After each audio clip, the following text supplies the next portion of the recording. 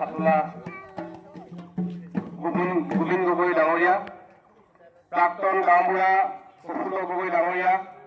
সুদূৰ গুৱাহাটীৰ পৰা আমাক শুভেচ্ছা জ্ঞাপন কৰিবলৈ অহা সুন্দৰ গগৈ ডাঙৰীয়া, আমাৰ বৰ্তমানৰ গাঁও প্ৰধান হিমেন বৰা, ৰঙামাটি সমবায় সমিতিৰ সভাপতি মণিধৰ গগৈকে প্ৰমুখ্য কৰি আমাৰ গাঁৱৰ নামঘৰীয়া মুখীয়া তথা আই মাতৃসকল, শ্ৰদ্ধাৰ ৰাইজসকল আৰু আমাৰ শ্ৰদ্ধাৰ যুৱক যুৱতীসকল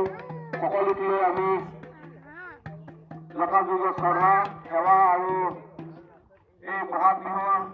আন্তৰিক অভিনন্দনৰ শুভেচ্ছা জ্ঞাপন কৰিছোঁ। আৰু আজি প্ৰথম কাৰ্যসূচী ইতিমধ্যে পতাকা উত্তোলন কাৰ্যসূচী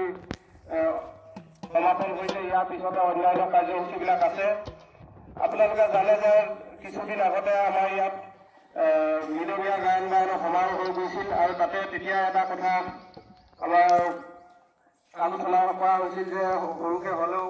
আমাৰ ইয়াত বিহুখন আয়োজন কৰিব